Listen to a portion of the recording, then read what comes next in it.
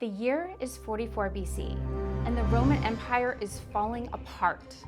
Julius Caesar has just been killed by his own people, and Roman streets are now littered with fear and confusion. Bloody civil wars break out all across the empire, and with no clear ruler in sight, it seems like the once great empire was now on its way out. But in the midst of all this was a young man who refused to back down. His name was Octavian, and he was Caesar's adopted son. At first, no one expected much from him, but once he took control of the empire, he set out to do something no one else could: bring stability back to the empire. And to make that peace last, he knew he needed more than just new laws. So he started rebuilding the empire itself, city by city. And one of those cities is here, a small, desolate town between Italy and Spain. To most, it's just another town, but to Octavian, it's more than that. He wants it to be the jewel of the Roman Empire, a powerful Roman city that showcased its strength and advancement. And over the next few years, that is exactly what he did. Suddenly, grand buildings rose in the city, fountains appeared in the squares, and shaded gardens sprang up where dry ground used to be. And behind all of this was a system quietly working in the background: the city's aqueduct. This was the lifeline of the city that made everything possible. It delivered over 40 million liters of clean water from a spring nearly 50 kilometers away. And to get here, the water had to cross the rocky, rugged landscape and deep valleys, all without modern construction methods. So, how did the Romans pull off this feat of engineering? We've modeled the entire thing, and even brought on Roman historians to help us understand how it worked, and how it has stood the test of time. Before the Romans could start building their aqueducts, they first had to find the right angle. You see, aqueducts are simple in nature. Water flows from a high point to a lower point by gravity, sort of like a ball rolling down a hill. The water has to go pretty steadily downhill, and so you have to be extremely conscious of gradient, with the speed of the ball depending on the angle of the slope. Pretty simple, right? Well, not really. You see, in this case, we're not taking the platform into account. In the case of a conduit or channel, the platform plays a huge part. So if the angle is too high, then the rushing water can damage the conduit. And if the angle is too shallow, then it risks the water stopping too soon, defeating the entire purpose of the conduit. So the Romans needed a more accurate method of measuring the slope, one that would keep a precise slope over vast, rugged lands of southern France. And to do that, they did two things. First, they walked the path from Uzes to Nîmes. You have to walk that territory over and over again, and a lot of it is just eyeballing initially. This way they could get a general sense of natural obstacles like mountains and natural paths like rivers. It's really remarkable how often aqueducts follow rivers, at least for some of their distance. And since water followed the path of least resistance, it only makes sense to follow it as much as they could. Second, they used these three instruments: the dioptra, groma, and the chorobates, with each playing a vital role in surveying. Even today, we use bubble levels, right, to level instruments. And bubble levels were not used to our knowledge in antiquity, but people did understand that water could be used that way. Let's start with the dioptra. This instrument had two jobs: establishing direction and distance over long stretches of land. And it was reserved only for the chief surveyor of the project. This is because even the slightest mistake could send the entire aqueduct off course. Here's how it worked. At its core, it had a rotating base with a graduated circular plate and a horizontal sighting bar mounted on top. The entire device could rotate a full 360 degrees horizontally using a toothed gear, while the sighting bar could tilt vertically thanks to a worm drive mechanism. This allowed the surveyor to precisely aim the instrument at distant landmarks, both side to side and up or down. By recording angles between two fixed points, they could define the general orientation and total length of the aqueduct across hills, valleys, and uneven terrain. Once the path was outlined, the groma was brought in to mark it on the ground. This tool was used to establish straight lines and right angles between checkpoints. It had a vertical staff with a wooden cross mounted at the top, and at the ends of the cross hung 4 plumb lines with a 5th line dropping through the center of the device, with the central plumb line helping position the groma directly over the reference point. Then, 2 of the outer plumb lines were used for alignment. Surveyors would use them to line up with distant rods or markers, keeping the path of the aqueduct consistent over hundreds of meters. As they moved forward, they'd repeat the process at each station to maintain accuracy. The groma was strictly for horizontal layout. It ensured the path was straight, even if the ground beneath it wasn't. Then came the core base. With the path marked, they now needed to make sure it had the right slope. This was a wooden beam about 6 meters long, supported at both ends with vertical legs. 2 plumb lines hung from the ends of the beams and were matched against carved notches to check if the surface was level. From past trial and error, Roman engineers had already figured out the ideal angle for a slope. The minimum was about 20 centimeters of drop per kilometer, and the maximum was around 50. Anything flatter and the water could stall. Anything steeper and the flow could wear down the channel. They kept doing this every few dozen meters, moving the core base forward, checking again, and adjusting where needed. And by repeating this simple process across valleys, hills, and flatlands, they managed to build one of the most precise gravity-fed systems in the ancient world. Now, with the slope known and the area mapped, the Romans can finally begin constructing the aqueduct. And they're going to start with their underground tunnels, called caniculi. To build them, they used a special excavating technique called the cut and cover technique. First of all, let's recognize that there are 3 basic components of your typical aqueduct, sometimes 4. One of them is the type of channel I was just describing. It's often called a cut and cover channel. Here's how it worked. First, a trench would be manually dug along the surveyed route, paying careful attention to the slope and its size. Typically, the trench had a width of 0.7 meters and a height of 2 meters. Next, they would lay rock all along the trench, then cover it with a thick layer of opus cementitium. This concrete formed a durable foundation. Next, wooden shutters were lined near the walls of the tunnel. These provided support for the slabs of ashlar and mortar that would be placed. But they didn't stop there. They also needed to protect the conduit from the elements. So they built an arch design. First, it was supported by wooden shuttering stone and a mortar vault was constructed. Then the walls and flooring were covered in a layer of opus signinum, the waterproof concrete that makes this possible. Finally, the trench was covered with earth. This was simply a genius design, as it not only carried water through a waterproof channel, but its size even allowed workers to enter for regular maintenance work. This building right here housed a solution to a problem you may not have even thought of. You see, in order for the maintenance workers to enter the channel, the water couldn't be running. And this device right here took care of that. These are called sluice gates. Sluice gates are basically just doors that usually tend to slide up and down. They were placed in key locations along the underground tunnel. But a sluice gate also can just be used to shut off a sector of the aqueduct entirely. And that happened all the time, for all kinds of reasons, probably on a daily basis. They worked by raising and lowering these wooden gates by this turning wheel here. So in times of maintenance, workers could lower one of the gates and isolate sections for repairs by shutting off the flow to those areas. It's more like a dimmer switch, right? Because you can turn it all the way on or off. But that wasn't its only use.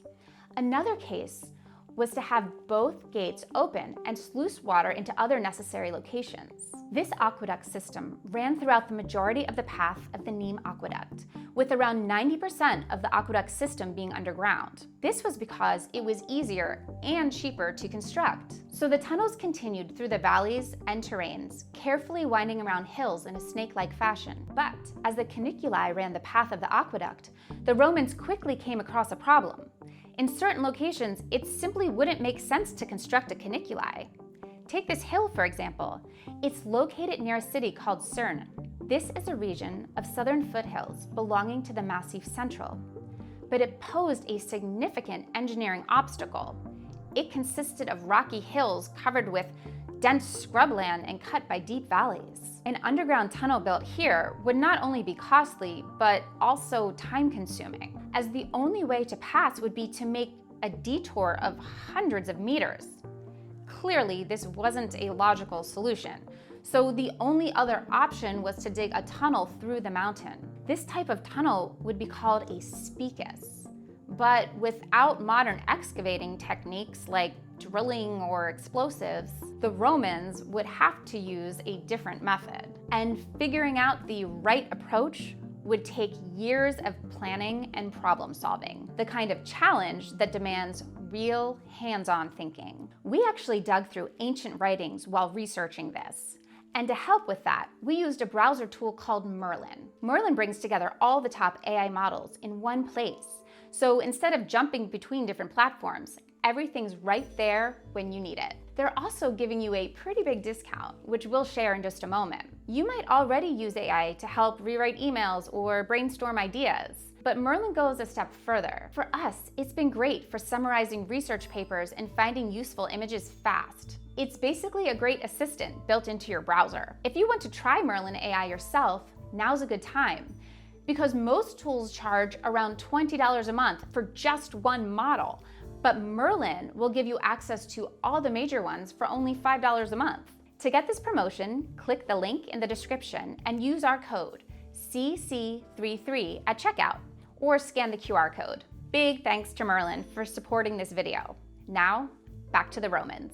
To build the caniculi, the Romans used a special technique. Here's how it worked. First, they'd survey the land and ensure it was ready for construction.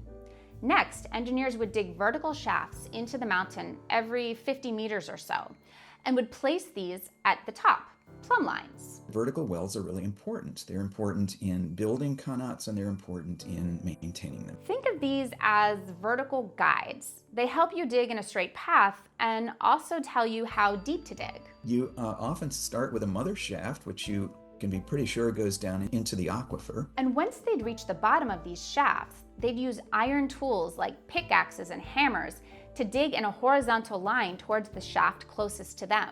There was no really efficient way to drill away at rock in antiquity. You simply used, you used manpower. The strategy was genius because it not only ensured each segment was in alignment with the next, but it also meant that multiple segments could be excavated at the same time, dramatically reducing the digging time. So there's usually maybe one guy in there hacking away at the rock. At any given time, there are probably a couple of other people who are removing the material, and they're just carrying it, probably in baskets. This all had to be done throughout the 400-meter-long tunnel while paying careful attention to the slope using the corribate system from earlier. Tunnels generally don't require nearly as much preparation. You don't have to lay a foundation in a tunnel because the tunnel is usually solid rock, and so the tunnel provides its own foundation. The impact was immediate. By attacking the rock from multiple points, crews finished segments in parallel, turning what could have been the slowest parts of the project into some of the most efficient.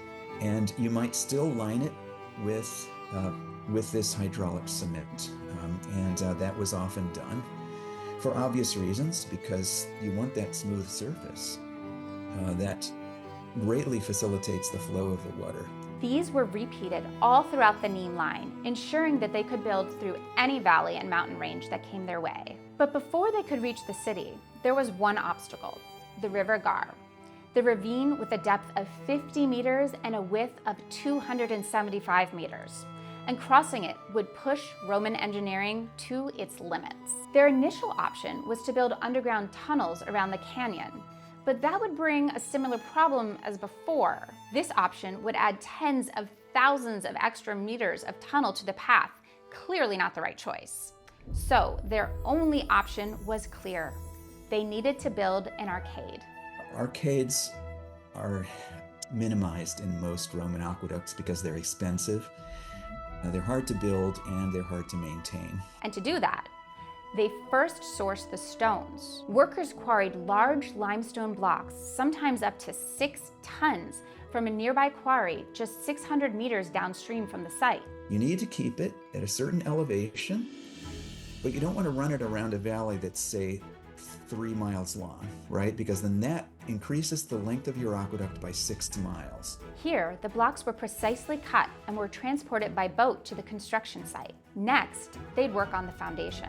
Workers dug deep foundations into the bedrock for that extra stability. The Romans decided that they could build efficient aqueduct bridges up to a height of about 50 meters or a little bit less. Then they carefully and precisely placed the limestone using the treadwheel crane system.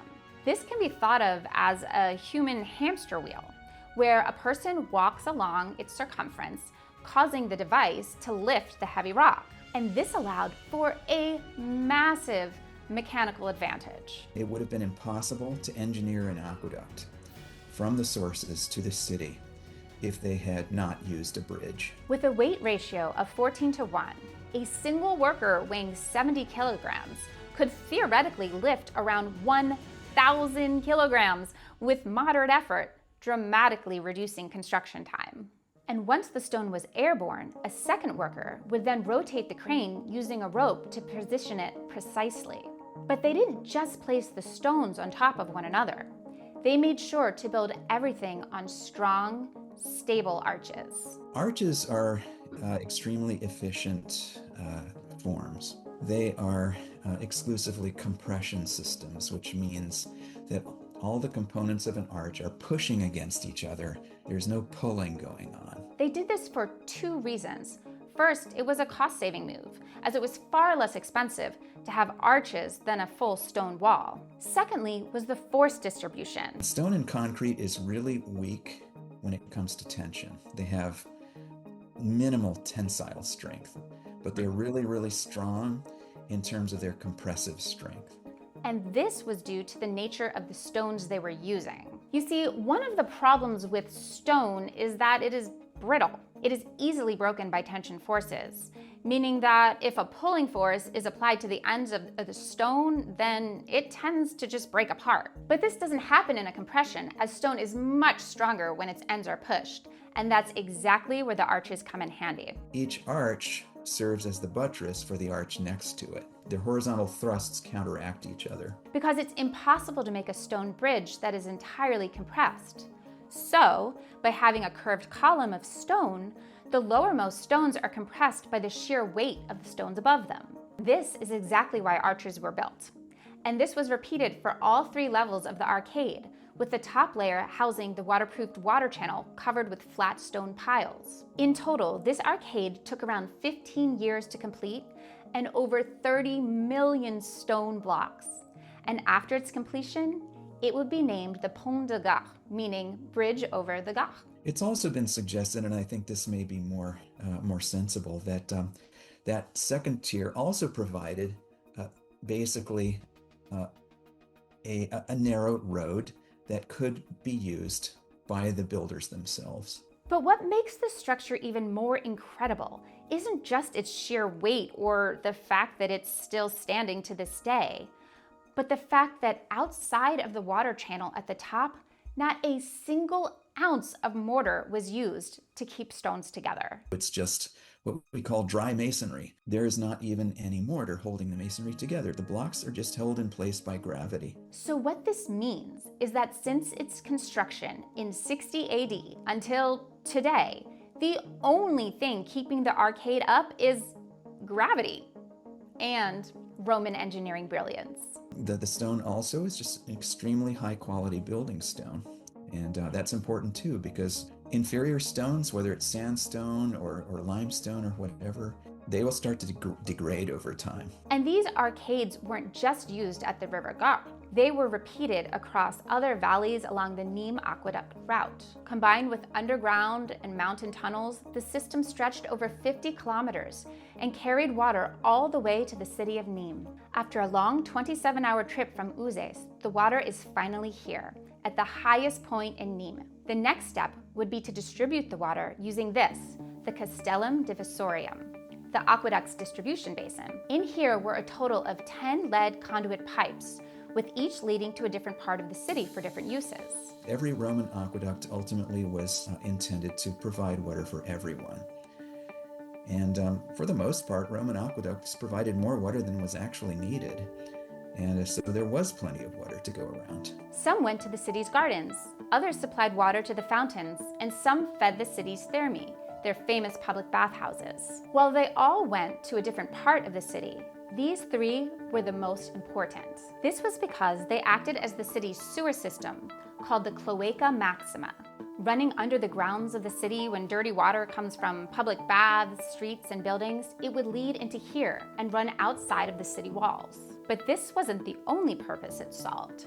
During heavy rainfall, it helped channel away any excess water, preventing the city from flooding and keeping public areas dry, which was crucial for the growing population of the city.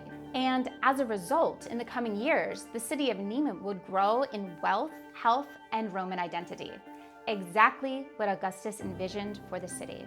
It served as a reminder of Rome's public strength and technological advancement, and all this was made possible thanks to the Roman aqueduct system.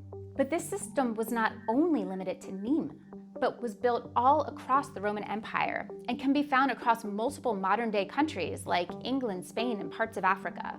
The system provided fresh, accessible water to the people across the Roman Empire, and things remained this way for a long time. Following Augustus's reign as emperor, a period known as Pax Romana, or Roman peace, would take place for over 200 years. And during it, massive projects would take place, like the Colosseum and the Pantheon. It seemed like the empire was here to stay. However, after centuries of service, the great Roman Empire would begin to decline, and with it, its aqueduct system. Following the death of Emperor Marcus Aurelius in 180 AD, Pax Romana was over, and the empire was back to its pre-Augustus conditions, except now much worse. And as political instability and invasions swept across the empire, many aqueducts were damaged or neglected. So without skilled maintenance, channels clogged with silt and bridges fell into disrepair. And in the year 476 AD, the Roman Empire was largely dead, and with it, its aqueduct system. For a while, it felt like that part of Rome's legacy was gone for good. The systems that had once brought water and life into cities were left broken. The sound of running water, once so common in Roman streets, had faded into silence. But not everything was lost. One ancient aqueduct survived. Originally built in 19 BCE, the Aqua Virgo connected a fresh spring 20 kilometers east of the city to Rome itself. Though damaged by time and war, it was revived as early as the 8th century, quietly bringing water back to the internal city. That same water still flows today, spilling into the Trevi Fountain and neighboring drinking fountains. Beneath the tourists tossing coins lies a living piece of Roman engineering, still doing its job. 2,000 years later, and just steps away, the city unveiled Vicus Caprarius in 2004, the City of Water. It's an underground museum where visitors can descend into the ruins and walk alongside the original aqueduct channels, getting a first-hand glimpse into the genius of Roman aqueducts. Huge thanks to Ray-Ben Taylor for helping us understand how Roman aqueducts really worked. We had to cut down the full interview to fit this video, but if you want to watch the entire conversation and support what we're building, check out our Patreon. You'll also get early access to upcoming videos, our exclusive Discord community, and lots of other benefits. Links in the description. And if you're curious how this kind of engineering shows up in places like Venice, we've got a full breakdown on that too. Click here to watch the next video.